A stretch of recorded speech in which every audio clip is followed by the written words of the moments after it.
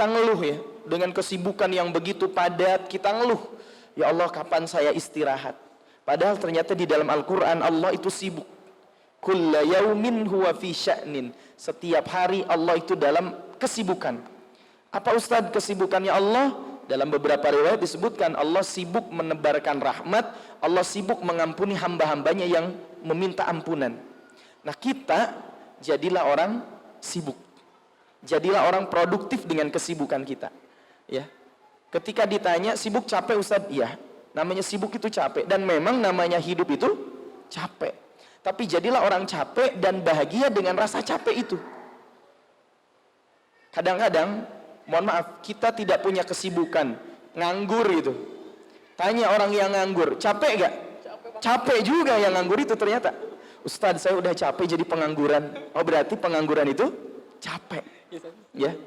Orang yang tidur terus, rebahan terus, capek gak? Capek juga. Ya, rasain aja teman-teman tiap hari, seminggu aja, jangan lama-lama. Rebahan tiap hari, capek, bosen. Ya, maka jadilah kita melakukan aktivitas yang terbaik. Apapun yang kita lakukan, jadikan aktivitas itu aktivitas yang terbaik. Ketika kita bekerja dengan sesuatu yang terbaik. Ketika kita ngaji, maka ngaji yang terbaik. Ketika kita sholat, sholatlah yang terbaik. Bukan hanya sekedar kalau sholat itu kita anggapnya sebagai menggugurkan kewajiban saja. Sholat subuh asa selesai. Makanya Allah dalam Al-Quran kan mengancam fawailul lil musallin, maka celaka orang-orang yang sholat. Tapi jangan berhenti di situ. Alladzina hum an salatihim sahun, yaitu orang-orang yang sholatnya sahun. Sahun itu apa Ustadz? Yang melalaikan sholatnya. Nanti aja lah sholatnya. Ya. Alladzina hum yura'un, mereka yang sholatnya itu riya.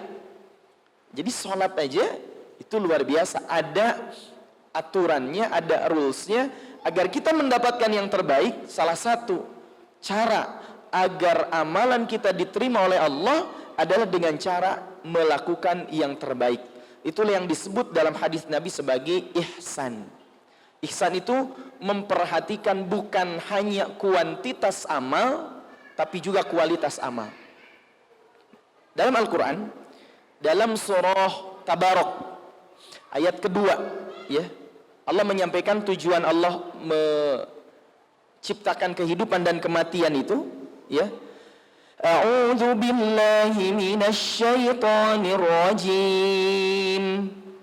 Alladzi khalaqal mauta wal hayata liyabluwakum ayyukum ahsanu amala. Allah menciptakan kematian, juga menciptakan kehidupan liyabluwakum, untuk muji kalian, ayyukum ahsanu amala, siapa yang paling baik amalnya. Imam Fudail bin Iyad mengatakan kalimat ahsanu amala, yang paling baik amalnya syaratnya dua. Ya.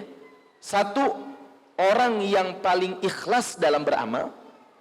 Yang kedua, orang yang paling mencocoki sunnah Rasulullah SAW. Ya, akhlasuhu wa aswabuhu, orang yang paling ikhlas dan orang yang paling mencocoki sunnah Nabi. Jadi bukan orang yang paling banyak amalnya, enggak, tapi orang yang paling ikhlas dan orang yang paling mencocoki sunnah Rasulullah Muhammad SAW. Contoh, kita sholat sunnah fajar. Sholat sunnah fajar itu sholat sunnah 2 rakaat sebelum sholat subuh. Kan kata Nabi, rakaata al-fajr, 2 rakaat sholat fajar, khairun minad dunya wa ma fiha, itu lebih baik daripada dunia dan segala isinya. Jadi orang yang paling kaya adalah orang yang ketika sholat subuh dia sholat sunnah dulu 2 rakaat sholat fajar. Nah di antara sunnah sholat fajar itu, di rakaat pertama membaca surah Al-Kafirun, di rakaat kedua membaca surat Al-Ikhlas. Ringan kan? Ustadz saya mau baca Al-Baqarah, boleh gak? Boleh sebetulnya. Cuman kalau kita lihat contoh dari Nabi itu bacanya Al-Kafirun rakaat pertama, yang kedua surat Al-Ikhlas. Ya. Nah jadi bukan berarti dia baca Al-Baqarah sampai selesai sholat fajarnya, sampai sholat subuhnya kesiangan gitu. Enggak begitu juga.